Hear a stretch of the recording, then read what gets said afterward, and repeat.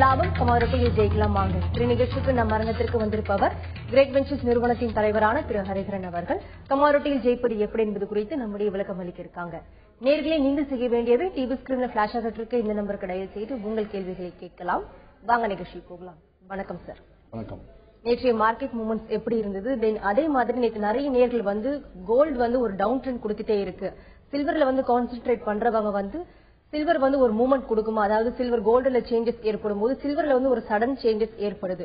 So உங்களுடைய ஆலோசனை என்ன சார் அவங்களுக்கு?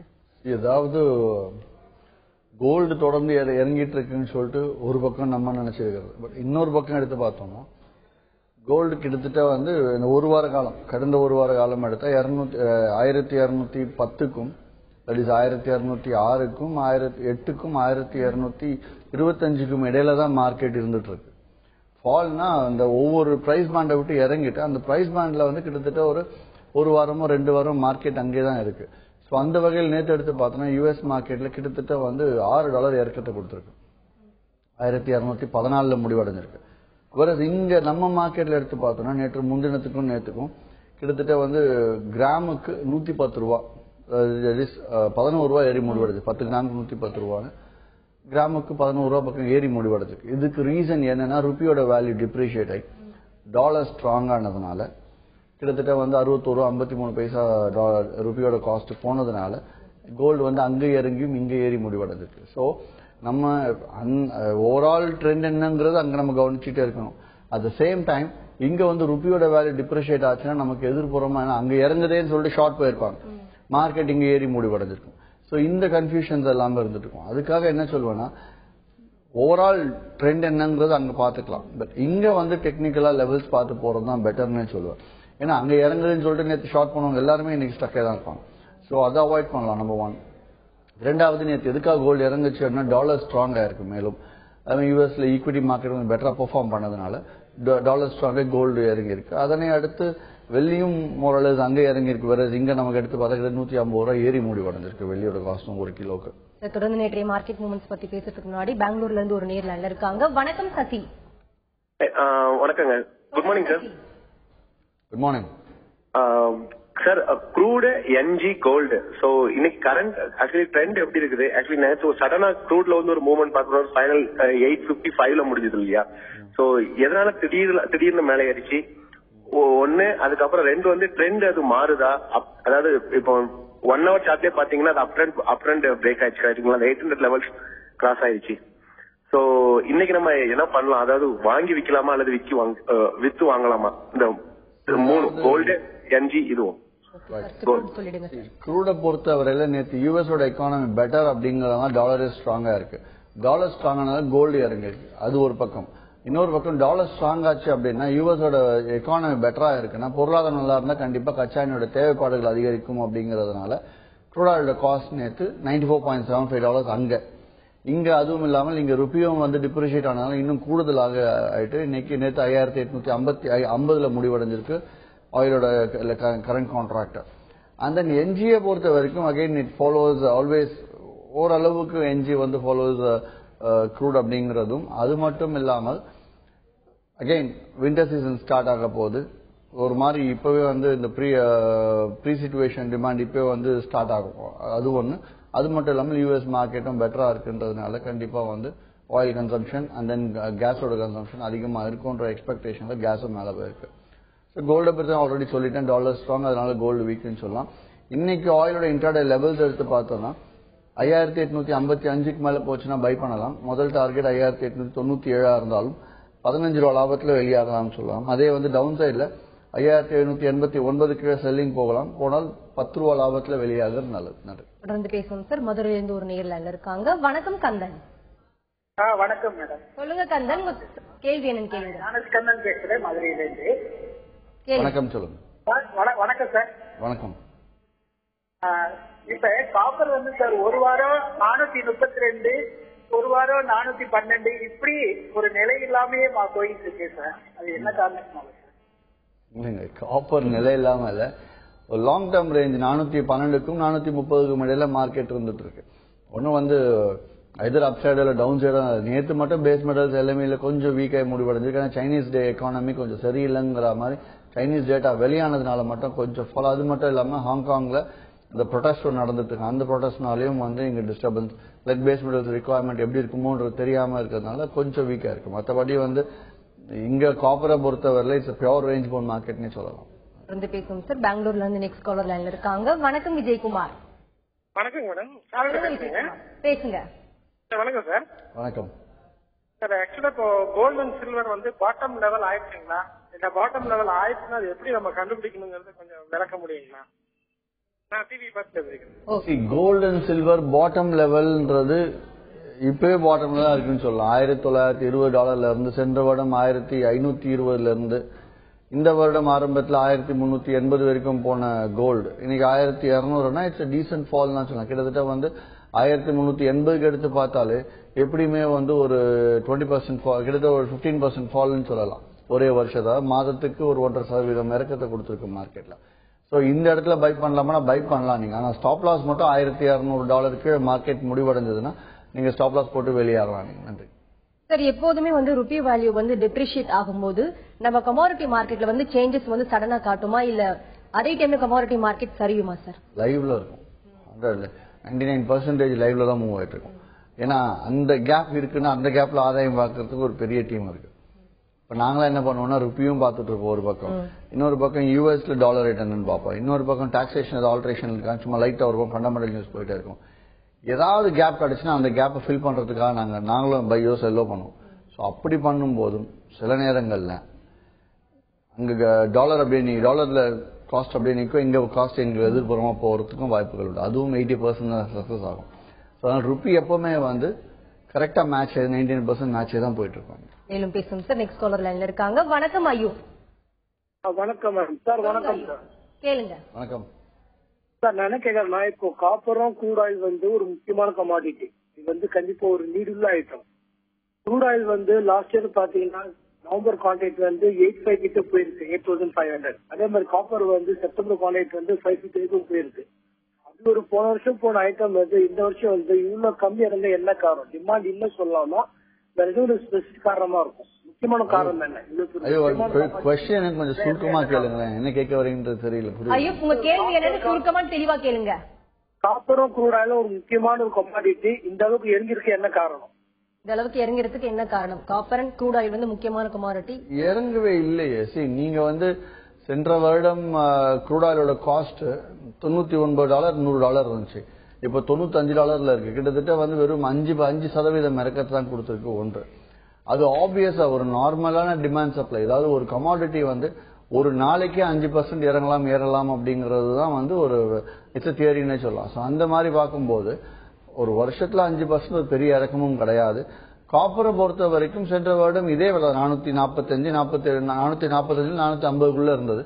இப்ப 430 இருக்கு. ஸோ தட்ஸ் அகைன் another ஒரு 5 to 8% ஃபால் தான். அதுவும் முழுக்க முழுக்க ருபீஸ் சென்ற வருடம் 63 64 65 வரைக்கும் போனதுனால அந்த காஸ்ட் அந்த ஹை போச்சு. ருப்பியும் கொஞ்சம் ஸ்ட்ராங் ஆனதுனால அதே மாதிரி மேட்ச் போய் மார்க்கெட் இறங்கி இருக்கு. ஸோ இதே வந்து காப்பர் இறக்கம் அப்படின்னு நீங்க சொல்ல வந்தீங்கன்னா நான் நம்பக்கூடிய இறக்கம் எதுவா இருக்கலாம், 350 320 அதுதான் இறக்கம்னு சொல்லலாம். ஆயில் எடுத்தோம்னா ஒரு 4500 இந்த மாதிரி வந்தா இறக்கம்னு சொல்லலாம். மற்றபடி இட்ஸ் ஒரு மாதிரி டாப் அப்பர் சைட்ல ரேஞ்ச் பவுண்ட்ல இருந்துட்டு இருக்கு மார்க்கெட் கடந்த ஒரு வருடமாக. மேலும் பேசும் சார். நெக்ஸ்ட் காலர் லைன்ல இருக்காங்க. வணக்கம் கதிர்வேல். வணக்கம் மேடம். சொல்லுங்க கதிர்வேல், உங்க கேள்வி என்னன்னு கேளுங்க. சார் பேசுங்க சார். வணக்கம் சார். வணக்கம் சார். உங்க இதுல பண்ண வந்து 8 இருந்து 10% வரைக்கும் நீங்க ரிட்டர்ன்ஸ் எதிர்பார்க்கலாம் அப்படின்னு சொல்றீங்க. ஆமா.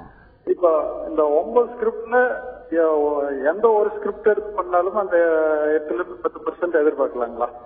நீங்க ஆல்ரெடி ட்ரேடிங் பண்ணிட்டு இருக்கீங்களா? நான் முதல்ல பண்ணிட்டு இருந்தேன் சார், இப்ப பண்றது இல்லைங்க. ரைட். சரி, கோவையில இருந்து நீங்க கூப்பிடுறீங்க. கோயம்புத்தூர்ல கிரேட் வெஞ்சர்ஸோட ரீஜனல் ஆபீஸ் இருக்கு ஆர்எஸ் புரத்துல. கிரேட் வெஞ்சர்ஸ் ஹெட் ஆபீஸ்க்கு தொடர்பு கொண்டு நேர்ல போய் பார்க்கலாம். சரி, ஏதாவது உங்க முதலீடுக்கு தகுந்த மாதிரி கமாடிட்டிஸ் சூஸ் பண்ணலாம். அதாவது எல்லாருமே வந்து ரிவர்ஸ், இப்போ நீங்க கேட்ட மாதிரி ரிவர்ஸ் எல்லாம் போவாங்க. எந்த கமாடிட்டில பண்ணா எவ்வளவு ரிட்டர்ன் வரும் அப்படின்னு கேட்பாங்க. அதுக்கு பதிலாக எப்படி ஃபர்ஸ்ட் ப்ரிப்பேர் ஆகணும், கமாடிட்டிஸ்ல நமக்கு என்ன வருமானம் வரும், எப்படி நீங்க தயாராகணும்னா முதல்ல உங்களுக்கு என்ன வருமானம் வேணும். எனக்கு 10,000 வேணும், 20,000 வேணும் அப்படின்னா 10,000 வேணுமா, 10 மடங்கு 1 லட்ச ரூபா முதலீடு. அந்த 1 லட்சம் முதலீடுக்கு எந்த கமாடிட்டியை பார்த்து செய்யலாம் அப்படின்னு நீங்க கேட்டீங்கன்னா, 1 லட்ச ரூபா முதலீடுக்கு சாதாரணமா வந்து க்ரூட் ஆயில் எடுங்க, இல்ல காப்பர் எடுங்க, இல்ல சில்வர் மினி அடிஷனலா வச்சு ட்ரேட் பண்ணுங்கன்னு சொல்லுவோம். இதே வந்து 2 லட்சம் முதலீடா கோல்டு மெகா பண்ணுங்க, இன்னொரு பக்கம் க்ரூட் ஆயில் பண்ணுங்க அப்படின்னு சொல்லுவோம். இல்ல நான் ஒரு 30,000 வேணும் மாதம், எனக்கு 3 லட்சம் முதலீடு தேவை, 3 lakhs இன்வெஸ்ட் பண்ண ரெடி நான் அப்படின்னு சொல்ல வந்தீங்கன்னா, சாதாரணமா நீங்க வந்து ஒரு லெட்ஸே ஒரு lot gold, 1 lot silver and then 1 lot crude ஆயிலும் எடுத்து ட்ரேட் பண்ணலாம். இல்ல 5 lakhs இன்வெஸ்ட் பண்ற மாதம் 50,000 வேணும் அப்படின்னா அது தகுந்த மாதிரி கோல்டு 2 லாட்டாவும் பண்ணலாம், சில்வர் 1 லாட்ல பண்ணலாம், க்ரூட் ஆயில் பண்ணலாம், காப்பர் பண்ணலாம். முடிஞ்ச அளவுக்கு இந்த nickel, natural gas, zinc, let, aluminium இதை வந்து கடைசியில வச்சுட்டு மத்த 4 கமாடிட்டியை நீங்க மேஜரா போக்கஸ் பண்ணாலே போதும். சார் தொடர்ந்து பேசலாம். கோவையில இருந்து அடுத்த நேர்ல இருக்காங்க. வணக்கம் மணிகண்டன். வணக்கம் பேசுங்க மணிகண்டன். சார். வணக்கம். வணக்கம் சார். இன்னைக்கு ஆர்பிஐயோட மீட்டிங் கமாடிட்டி ட்ரேடர்ஸ்ல எந்த அளவுக்கு அலர்ட்டா இருக்கு? புரியல. அதே மாதிரி இன்னொரு விஷயம் சார், அதாவது எம்சிஎக்ஸோட ப்ராப்ளம்ஸ் முடிச்சுதா, அதோட ரிசல்ட் கொஞ்சம் சொன்னீங்கன்னா நல்லா இருக்கும். மணிகண்டன் உங்க கேள்வி என்னன்னு கொஞ்சம் சத்தமா கேளுங்க, தெளிவா கேளுங்க. சார், ஆர்பிஐயோட மீட்டிங் இன்னைக்கு இருக்குதுங்க, அப்ப கமாடிட்டி ட்ரேடர்ஸ்ல எந்த அளவுக்கு அலர்ட்டா இருக்குன்னு கொஞ்சம் சொன்னீங்கன்னா நல்லா இருக்கும். ஆர்பிஐ மீட்டிங் இருக்கு. ரைட், ரொம்ப சிம்பிள். ஆர்பிஐ மீட்டிங்னால கோல்டு, யூஎஸ்ல இருக்கக்கூடிய கோல்டு எதுவும் மாறுதல் கிடைக்குமா? கிடைக்காது. இதே வந்து யூஎஸ்ல இருக்கக்கூடிய டிமாண்ட் க்ரூட் ஆயிலுக்கு ரைஸ் ஆக போதா? அதுவும் இதனால அங்க ஆக போறதில்ல. மிடில் ஈஸ்ட்ல ஆர்பிஐ நியூஸ்னால ப்ரொடக்ஷன் ஏதாவது பாதிக்கப்பட போதா? அதுவும் கிடையாது. அதே லண்டன் மெட்டல் எக்ஸ்சேஞ்சில் பேஸ் மெட்டல்ஸோட விலை மாற்றங்கள் ஆர்பிஐ வச்சிருக்க போதா? கிடையாது. ஸோ எவ்வளவு விஷயங்களும் எவ்வளவு கமாடிட்டிஸும் ஆர்பிஐ நேரடியா தாக்க முடியாது. ஏன்னா எல்லாமே வந்து லண்டன் மெட்டல் எக்ஸ்சேஞ்சில் நியூயார்க்லயும் பிக்ஸ் ஆகிறதுனால. அதே ஒரே ஒரு விஷயத்தினால மட்டும் மாறலாம். என்னன்னா ருப்பியோட வேல்யூ. ருப்பியோட வேல்யூ அப்ரிஷியேட் ஆச்சு அப்படின்னா, ஸ்ட்ராங் ஆச்சு அப்படின்னா கண்டிப்பா வந்து லைக் இங்க காஸ்ட், கமாடிட்டி காஸ்ட் எல்லாமே குறையும், டைரக்டா குறையும். அதே வந்து ருப்பியோட வேல்யூ வந்து கொஞ்சம் வீக் ஆச்சு, யூஎஸ் டாலர் ஸ்ட்ராங் ஆகிற மாதிரி இங்க ருப்பி வேல்யூ வீக் ஆகிற மாதிரி ஏதாவது செய்தி வெளியாச்சு அப்படின்னா கண்டிப்பா கமாடிட்டிஸோட காஸ்ட் நம்ம அதிகமா கொடுத்து இறக்குமதி செய்யற மாதிரி வருங்கிறதுனால விலைகள்லாம் கூடும் இங்க ஆட்டோமேட்டிக். நன்றி. மேலும் பேசுவோம் சார். திருப்பூர்ல இருந்து ஒரு நேர்ல இருக்காங்க. வணக்கம் தினேஷ். வணக்கம், திருப்பூர்ல பேசுறேங்க. பேசுங்க தினேஷ், உங்க சந்தேகங்கள் என்னன்னு கேளுங்க. சார், ஒரு 2006ல ஒரு 5 lakhs கோல்டு வாங்கி கொடுத்துருந்தாங்க, கோல்டு ஜுவல்லா. சரிங்க. இப்போ ஃபைனான்ஸ் கொஞ்சம் டைட்டா இருக்கு, லேண்ட் வாங்கணும். ஸோ அது வித்துடலாமா இல்ல ஜுவல் லோன் போடலாங்களா சார்? வித்துருங்க, வச்சுக்காதீங்க. 2006ல வாங்கினீங்கன்னா நீங்க வாங்கும்போது விலை வந்து நம்ம ஊர் காஸ்ட்டுக்கு 1 கிலோ 12 லட்சம் ரூபா இருந்திருக்கும் இல்லையா? ஆமாங்க சார். இப்போ உங்களுக்கு கிட்டத்தட்ட 26 லட்சம் போயிட்டு இருக்குல்ல, வித்துருங்க. தொடர்ந்து பேசலாம் சார். தொடர்ந்து பேசுவோம் சார். மதுரையில இருந்து ஒரு நேர்ல இருக்காங்க. வணக்கம் கவாஸ்கர். வணக்கம் மேம். சொல்லுங்க கவாஸ்கர், கமாடிட்டி சந்தை குறித்து உங்க கேள்வி என்னன்னு கேளுங்க. சார் வணக்கம். வணக்கம் சார், இன்டர்நேஷனல் மார்க்கெட் பண்ற ஐடியால பண்ணிட்டு இருக்கேன் சார். இந்த மார்க்கெட் இந்த மாதிரி தான் இருக்கு சார். அதுதான் இன்டர்நேஷனல் மார்க்கெட். இன்டர்நேஷனல் மார்க்கெட் இந்த மாதிரி தான் இருக்குல்ல சார்? கவாஸ்கர், உங்க கேள்வி என்னன்னு தெளிவா கேளுங்க. இன்டர்நேஷனல் மார்க்கெட் இருக்குல்ல சார், அது பண்ணலாமா? பண்றதுக்கான ஐடியா? Okay okay. அதாவது இன்டர்நேஷனல் எக்ஸ்சேஞ்சஸ்ல ஃபாரெக்ஸ் நிறுவனங்கள் மூலியமா செய்யலாமான்னு கேக்குறீங்க. நீங்க நேரடியாக அந்த ஆன்லைன்ல போயிட்டு எந்த நிறுவனத்தை சூஸ் பண்றீங்களோ அந்த நிறுவனம் நேரடியாக ரெஜிஸ்டர்டா எக்ஸ்சேஞ்சில் பார்த்துக்கிட்டு அப்படி ஓகே அப்படிங்கிற மாதிரி தான் நீங்க போய் முதலீடு செய்யலாம். அப்படி செஞ்சாலும் $10,000 தான் அவங்க அதிகபட்சம் செய்ய முடியும். $10,000 நம்ம காஸ்ட் கிட்டத்தட்ட வந்து 6 லட்சம் ரூபாய் முதலீடு செய்யலாம். அதுக்கு மேல நீங்க முதலீடு செய்ய இந்திய அரசாங்கம் அனுமதிக்கல. நம்பர் 1. ஒரு தனிப்பட்ட நபரோ இல்ல நிறுவனங்கள் ட்ரேடே பண்ணக்கூடாது. தனிப்பட்ட நபர் தான் ட்ரேட் பண்ண முடியும், பண்ணாலும் இதுதான். அதே ஒரு நிறுவனமாக ஃபார்ம் பண்ணி, ஃபார் எக்ஸாம்பிள் கிரேட் வெஞ்சர்ஸே வந்து நாங்க நியூயார்க்ல இல்ல லண்டன் மெட்டல் எக்ஸ்சேஞ்ச்ல நாங்க மெம்பர்ஷிப் வாங்கணும் அப்படின்னா அதுக்கு எங்களை அனுமதிக்கல எக்ஸ்சேஞ்சும், தட் இஸ் சென்ட்ரல் கவர்மெண்ட் அனுமதிக்கல. சோ அதனால என்ன நான் சொல்ல வரேன்னா, நிறுவனங்கள் ஏதாவது முன் வந்து நீங்க பணம் கொடுங்க, நீங்க ஃபாரெக்ஸ்ல பண்ணுங்கன்னு வந்தா செய்யவே செய்யாதீங்க. ஒன்று. இரண்டாவது, அப்படி டைரக்டா ரெஜிஸ்டர் ஆன நிறுவனங்கள் ஏதாவது ஆன்லைன்ல இருந்தது அப்படின்னா அந்த நிறுவனங்கள் சூஸ் பண்ணி பண்றதுனாலும் நீங்க கரன்சில தான் நீங்க போய் ட்ரேட் பண்ண போறீங்க. நல்லா கவனிங்க. லெட்ஸே நீங்க வந்து எண்ல ட்ரேட் பண்ண போறீங்க இல்ல ஜிபிபில ட்ரேட் பண்ண போறீங்க. எப்படி ட்ரேட் பண்ணாலும் உங்க பணம் வந்து டாலராக மாத்தி டாலர்ல இருந்து ஜிபிபிக்கு தான் ட்ரேட் பண்ண போறீங்க. அதுல நீங்க பெரிய ஆதாயம் பார்க்கவே முடியாது. அதற்கு பதிலாக இங்கே இந்திய எக்ஸ்சேஞ்சில் டைரக்டா அந்த கரன்சில முக்கியமான 5 கரன்சி வந்துருச்சு. இங்கே நீங்க எடுத்து பண்ணலாம். இங்க நீங்க 5 லட்சம் 6 லட்சம் 60 லட்சம் கூட போட்டு பண்ணலாம். இங்க எந்த வித தடையும் கிடையாது. அதனால ஃபாரெக்ஸ் அப்படிங்கறதெல்லாம் வந்து இட்ஸ் போகஸ். அப்படி வந்து அது நிஜமாலே எக்ஸ்சேஞ்சஸ்ல போய் நீங்க நேரடியா ட்ரேட் பண்ற மாதிரி இருந்தாலும் அது லாபகரமா கிடையாது. அதனால நீங்க பெட்டர் இங்க என்எஸ்சி கரன்சிலோ இல்ல M6SX கரன்சிலோ நீங்க பண்றது பெட்டர். நன்றி சார். தொடர்ந்து பேசுவோம். அடுத்த நேர் லைன்ல இருக்காங்க. வணக்கம் ஹரிஷ். வணக்கம்ங்க. என்னோட கேள்வி வந்து இப்போ எனக்கு இந்த கமாடிட்டிஸ் பத்தி நிறைய கேள்விப்படுறேன். பட் அதுல எப்படி பண்ணணும் என்னன்னு தெரியாது. இப்ப நானே அது வீட்டுல கம்ப்யூட்டர் முன்னாடி பண்ணணுமா இல்ல is there any company which can do it on my behalf and how reliable are these companies? நம்பி என் பணம் இப்போ 5 லட்சம் இன்வெஸ்ட் பண்ணா எப்படி ரிலையபிலிட்டி எப்படி அந்த கம்பெனில எந்த கம்பெனிஸ் இந்த மாதிரி பண்றாங்க? எனக்கு I don't know anything about this, how to do this business. வேற யாராவது என் சார்பா பண்ணி கொடுப்பாங்களா? ஏதாவது நல்லா ஒரு ஸ்ட்ராங்கான கேள்வி. ஆனா புதுசா பார்த்துட்டு இருக்கோம், புரியாத நிறைய பேர் தேவைப்படுற கேள்வியா கூட இருக்கலாம்.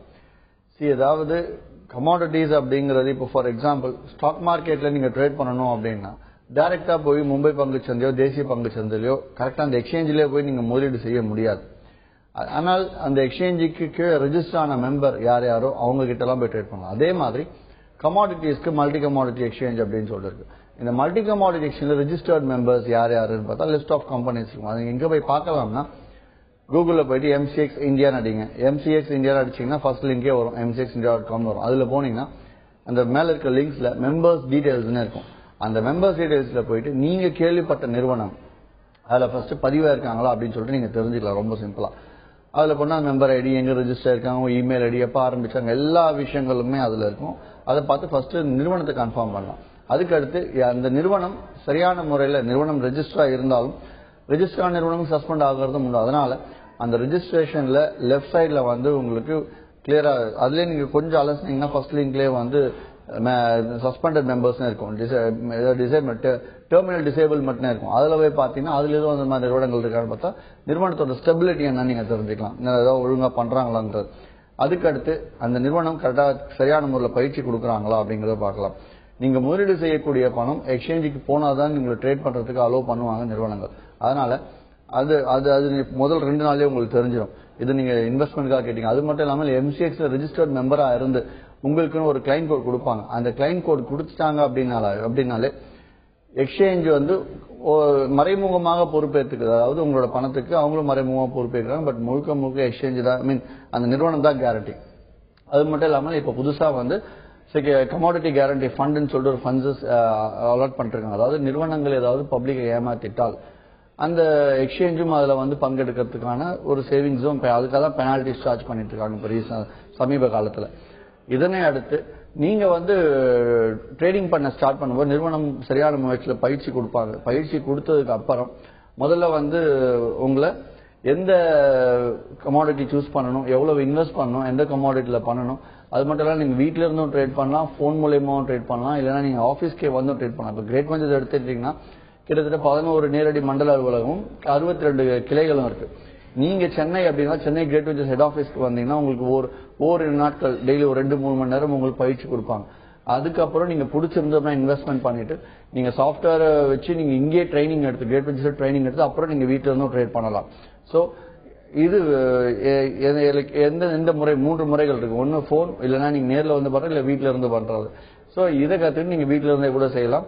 மாதம் எவ்வளவு எதிர்பார்க்கலாம், கிரேட் வெஞ்சர்ஸ்ல கொடுக்கக்கூடிய அளவுகள்லாம் எடுத்து பாத்தீங்க, டெக்னிக்கல்ஸ் எல்லாம் எடுத்து பாத்தீங்கன்னா மாதம் 8ல இருந்து 10% சுலபமா அடையறதுக்கு வழிமுறைகள் எல்லாமே சொல்லி கொடுப்பாங்க. இது வந்து நான் கிட்டத்தட்ட ப்ரூவ் பண்ணிட்டு இருக்கோம். கிட்டத்தட்ட வந்து ஒரு 2 ஆண்டுகளா ப்ரூவ் பண்ணி, இந்த லெவல்ஸ் மூலம் 3 ஆண்டுகளா ப்ரூவ் பண்ணிட்டு இருக்கோம். சோ அந்த லெவல்ஸ் நீங்க ஃபர்ஸ்ட் பேப்பர் ட்ரேட் பண்ணி பழகிட்டு அதுக்கப்புறமா நீங்க லைவாவும் செய்யலாம். Thank you sir. நீங்க எங்க அரங்கத்துக்கு வந்தது கமாடிட்டி ட்ரேடிங் குறித்து பலவிதமான ஏற்றம் இறக்கங்கள் குறித்து நிறைய விஷயங்கள் சொன்னீங்க. குறிப்பா நேரில் கேட்ட ஒவ்வொரு கேள்வியும் ரொம்ப பொறுமையா பதிலளிச்சீங்க. தென் பிகினர்ஸ்க்கு வந்து செல்ஃப் அனலைசிஸ், செல்ஃப் ப்ரிப்பரேஷன் ட்ரேடிங்ல வந்து எப்படி இருக்கணும்னு சொன்னீங்க. நன்றி சார். நன்றி, வணக்கம். கிரேட் வெஞ்சர்ஸ் வழங்கும் லாபம் கமாடிட்டியில் ஜெயிக்கலாமாக நிகழ்ச்சிக்கு இன்று நம் அரங்கத்திற்கு வந்திருப்பவர் கிரேட் வெஞ்சர்ஸ் நிறுவனத்தின் தலைவரான திரு ஹரிஹரன் அவர்கள். கமாடிட்டியில் ஜெயிப்பது எப்படி என்பது குறித்து அவர்கள் சொன்ன பலவிதமான கருத்துக்கள் உங்களுக்கு ரொம்பவே யூஸ்ஃபுல்லா இருந்திருக்கும். மீண்டும் சந்திப்போம். வணக்கம்.